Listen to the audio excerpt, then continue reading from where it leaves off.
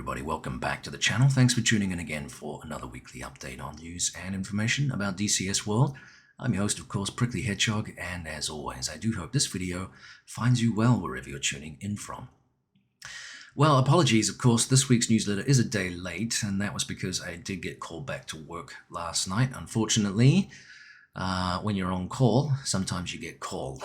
And I had actually sat down, cracked open a beer, was compiling my notes, was looking for something to eat as I was hoping to record the video, and then I checked my phone again because I'd had a few texts on the way home. The screen in the car was letting me know that some messages were coming through as I'm driving. And I thought I'd better check those. And yeah, one of them said, "We need you back at work post-haste." So I guess I packed myself up, found the gear that I needed, and ran back to work to deal with that for about 6 or 7 hours. So such is life. By the time I got home, of course, the beer was in the fridge, but wasn't quite as effervescent as it was before I left. So I was pretty tired last night. I was going to try and do the recording, but I knew it wasn't going to be a good one. So I have a lot to cover. So that's the apology out of the way for the late video. Plus, it's a somber day today. If you were around, of course, in 2001, you'll know exactly what I'm referring to. And many of you, of course, even if you weren't around, will understand. Today marks a somber piece, if you like, in America's recent history. Probably one of the more catastrophic terrorist attacks ever in the history of terrorism, if you like.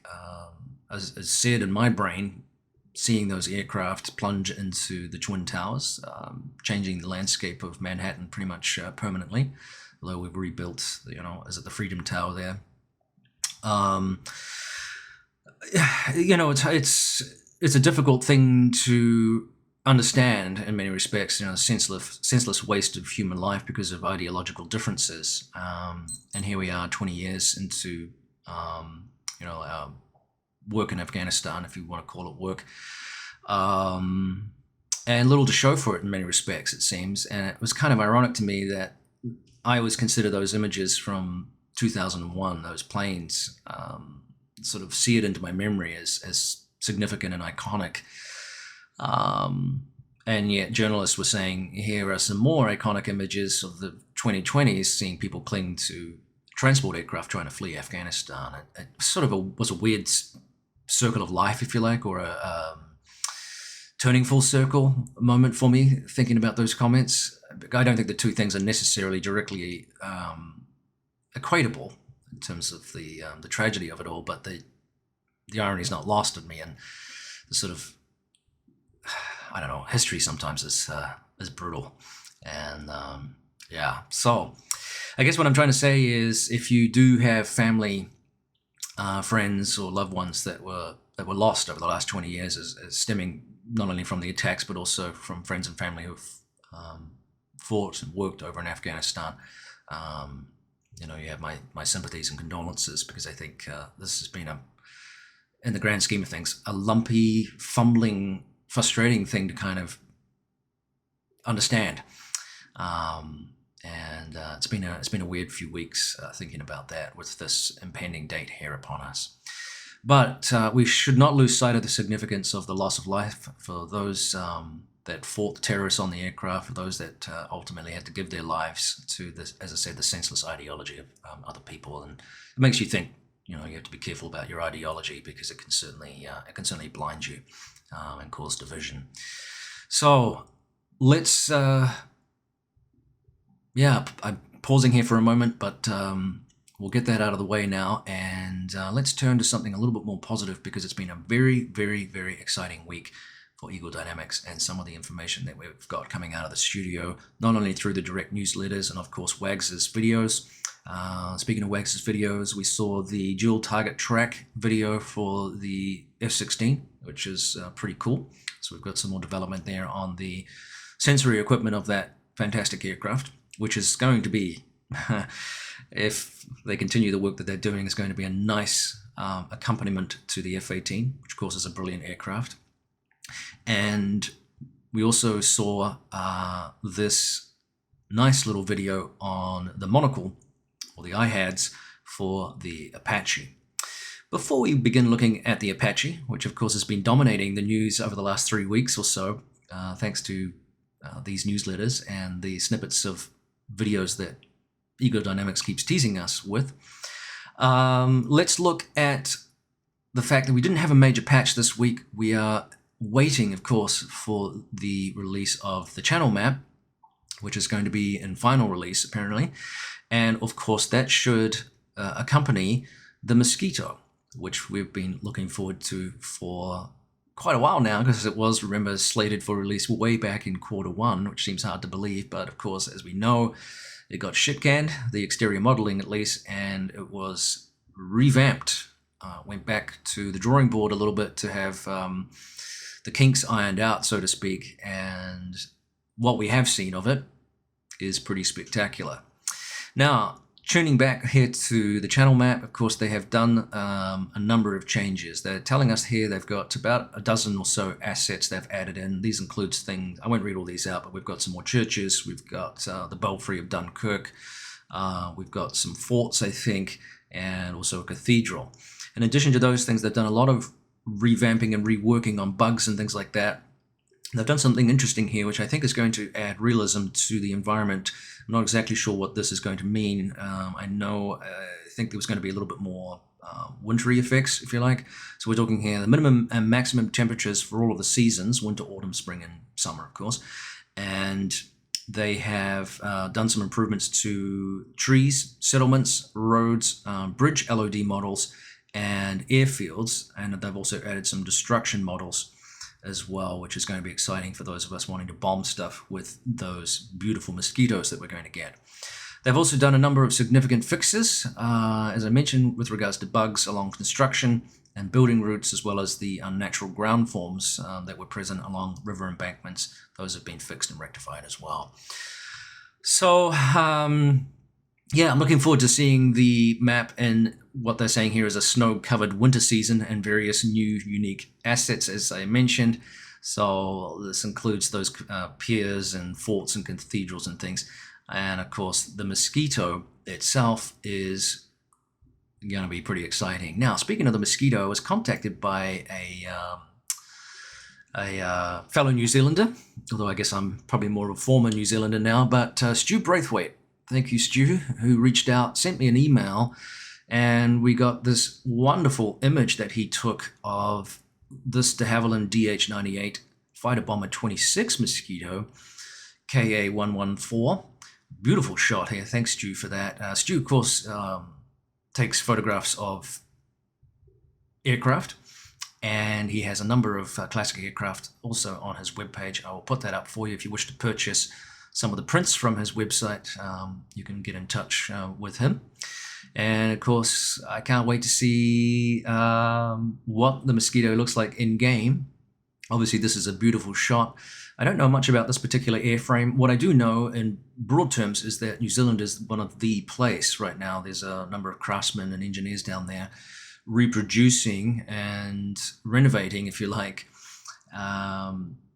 old Mosquitoes and putting them back actually into flying form, which is no mean feat, of course, because as we know, a lot of these aircraft did not survive post-war.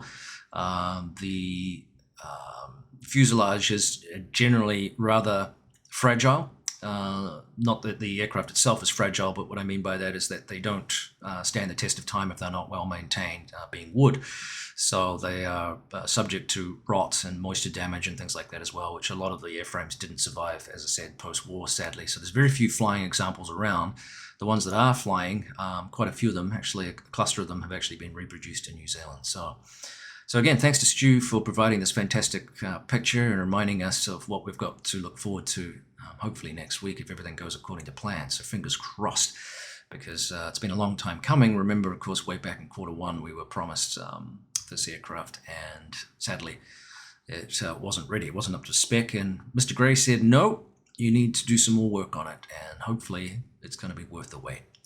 Let's tune in now to the big daddy here, the AH-64D development progress, and Ego Dynamics has basically given us some teasers here of the Integrated Helmet and Display Sighting System, also known as IHADSS. This thing, of course, is a monocle, or includes a monocle at least, that provides imagery to the right eye. Now, I don't know, what if you were left-eye dominant? I wonder if that I want to have to talk to Casmo about that, and I wonder if he has any clues for us, because that must be quite a tricky thing to get used to. You've got information coming through both eyes, and your brain has to process those with this overlay. So it must be challenging to get used to initially. So now they've done extensive research, and they've done their very best to closely match the ergonomics and the accuracy of recreating this view from the pilot and, of course, the co-pilot/gunner positions.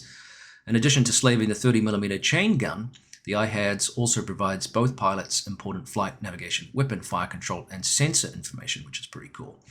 Now, it also has what they call here the Modernized Pilot Night Vision System, also known as the MPNVS. It is an infrared camera on the front of the aircraft that is also slaved to the helmet's line of sight. This allows the pilot to see in the dark within the confines of the IHADSS and, of course, the gimbal limits of the MPNVS, which is pretty cool. So there is a video for this. I'll put links to that in the description below for you to check out if you haven't seen this little teaser video from WAGS, which is freaking awesome. And, of course, we're all excited about this aircraft. The feedback that I'm getting from you is extremely positive, and generally speaking, I think there's very few people who, even if they don't want to buy the module, are not impressed by the work that Eagle Dynamics has done. Maybe a few people who click unlike on the video every week, but what have you. All right, now moving on to assets. The S-200, this is a new unit. This is the Soviet S-200 NATO SA-5 Gammon, as it's designated by NATO, which began in the 1950s to counter the growing threat of Western high-altitude bombers and spy planes. An SA-5 battalion usually consists of 6 single-rail launchers, a square pair tracking and guidance radar, as well as either the P-14 Tall King or, apparently in more recent times, the STU-68 Tin Shield search radar. Now, this massive missile is over 10 meters long. It weighs about 7 tons at launch, and it's aided by 4 jettisonable, gosh, I had trouble saying that, jettisonable, I can't say it, jettisonable, that's a mouthful, boosters. All right, so those things pop off like the space shuttle, and then the weapon can engage targets at long distances. Detonation of the 215 kg warhead can be triggered by proximity fuse or command signal. That's a big bada boom bang, and will do your aircraft in pretty quickly, I would imagine. Given the missile's size and distances that it can operate over, the SA-5 is most effective in the defense role against large, less maneuverable bombers, tankers, and AWACS aircraft. Yeah, that would not be pleasant. However, it can still present a significant threat to the unwary small fighter-sized targets as well. The SA-5 that they have modeled is based on the Syrian Army system that uses the ST-68U search radar, providing a maximum engagement range of 150 kilometers. Well, let's turn to the last part of this week's video, which features, I guess, some really interesting snippets of information which were gleaned from a Russian language interview with some of the developers from Eagle Dynamics. And we've seen this before, actually, through Reddit and what have you, where there was a video on the Hind, the developers there, probably several months before it was actually released. They were giving us updates through Russian language sites, which was really, really cool. So similarly, again, we have these snippets of information about some other projects that are being worked on, or more information about projects that are being worked on that we are interested in. Now, so I guess the thanks belongs probably to Unknown Boy 1, who let Stormbird's blog know what was going on, who was then able to pass this on to the rest of us. So what is being worked on? Well, apparently, a lot of you might be excited to know that they are kicking around the idea of producing a transport cargo plane, and they apparently think it's worth giving it a shot. There will be some sort of information released soon. We're not exactly sure what era the cargo plane will be in, but yeah, I know in the past they have hinted that was not something that they wanted to do, but I think when you consider Microsoft Flight Simulator and the number of people that enjoy just ferrying, passengers and cargo around from point A to point B, there is enough, I guess, of a niche in a very beautiful environment that Microsoft Flight Simulator has demonstrated they can produce, we have a beautiful environment now with DCS World and the clouds, albeit much smaller maps, but there is a niche for that kind of flying. So that's really interesting, and I think some of you will probably be quite happy about that, who just want to enjoy the flying without getting too much involved in the complex fighting component of, you know, military transport, if you like, and military air warfare. So cool. Of course, no surprise here, the AH-64 is on track, and I've already indicated that that looks likely based on the videos that we're seeing. If we hadn't seen those videos, then we would be guessing and probably assuming that things weren't quite going according to plan, but that's obvious. So no surprises there. Part of the reason for that may, of course, be the fact that they have hired quite a lot of subject matter experts. Apparently they have about 15 of them, which is quite a lot more than they typically hire for their other projects. So they're using a lot of real-world documents apparently, and data. So hopefully that's going to help produce or streamline at least the production of those particular modules, which is really, really interesting. Apparently they haven't seen anything with regards to the Kiowa or the F-15E, so we don't know exactly what's happening there. And that's a little bit of a concern to us, especially the Kiowa, which we had seen late last year. We have seen very tiny amounts of information, but we don't really know where it's at. We haven't had a release to say, hey, it's coming, or this is what we're working on right now. We're fleshing out these issues. So that's a little bit of a concern. Most people probably won't be surprised to know that we don't know much about RASBAM's F-15, of course. We've seen a little bit more recently from RASBAM with regards to the South Atlantic map, and we've seen some images of the F-15 in there. So things are cooking, but again, timelines are difficult for RASBAM because they keep us in the dark a lot about what's going on there. And, you know, that's their prerogative. But so sadly, we don't know much more about when we're going to see a release there. So I guess status quo. Now, it doesn't look like, well, I don't know. Are we getting an F4? Maybe. We are apparently going to get an F4U Corsair here soon. Apparently it's definitely coming, and it's definitely going to be quite soon, so that's good. I'm going to skip over some of these things. One thing that's interesting would be an updated manual for the mission editor. That's going to be released sometime this fall, which I really appreciate because I'd like to get into a little bit more mission editing, and it's a little bit daunting. It's sort of a complex thing to use. It takes a while to figure out, and I haven't really got my head around that yet. I'd like a little bit more help in that area because I'd like to be able to create some training missions and stuff like that as well. There's quite a lot of work that goes on in that, so that's exciting. They're also going to add some more infantry models, new animations, which I'm very excited about. The animations, of course, for the supercarrier module aren't too bad, but some of the troop modules are a little bit wooden. So they're actively training paratroopers apparently right now, and there's going to be remodeling, if you like, for all the older units eventually. So we're not sure exactly when that will occur, but that's good news. And of course, we do need that, especially if you are flying helicopters a lot and you're at low altitude. The last thing you want to see is clunky-looking ground models to blow up and unrealistic-looking troops and all that kind of stuff. So hopefully we'll see some changes there soon. That's exciting news. Of course, more assets are being added, and of course, we do need those if we're going to be able to operate our helicopters in a more exciting environment. They are going to work, of course, on a World War II version of the Marianas. That's going to be released as a standalone map. It's not going to be a time layer for the current map, so that's exciting, and that's in pre-production, so that's not coming anytime soon, but stay tuned for that. Of course, they will be adding appropriate vehicles, ships, and planes for around about 1944, so that's pretty cool. Now, we are apparently being told that they're going to work on a full fidelity Mig-29. That's really exciting.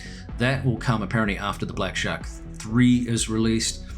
They are still working on a dynamic campaign. I know somebody asked me that recently. Hey, are they still working on that? That is going to be limited to an initial release to single player. The multiplayer mode, will be added later. And it sounds like they're taking their cues from Falcon 4 BMS. So that's good news because that is a fantastic dynamic campaign. And yeah, they're working on some flight models for weapons, primarily missile weapons here as well. So they're going to be upgrading some of those as well with new flight models, and then they're going to do work on proximity fuses and stuff like that. So there's a tremendous amount of work going on in the background, and this was a nice little slice of some of the things that we don't necessarily hear through the main newsletters. So let me know what your thoughts are on all of those things. And yeah, things are looking really good for the end of the year, and also moving into 2022, which is not too far away. It sounds depressing. This year's blown by, I must say. I don't know about you, but the years just seem to fly by here, especially when you do you get involved in projects during the summer, and suddenly the summer's gone by, and now it's you're looking down the barrel of the end of the year like we are here. So but it's cooler weather for me, and not being able to go outside quite as much means more flying time, hopefully. So I'm excited about the end of the year, and also this new helicopter in the form of the Apache. So let me know what you think about all of that. Once again, take care out there, stay safe, carry on flying, and this is Prickly Hedgehog out for this week. Take care, everybody. We'll see you next time. Cheers.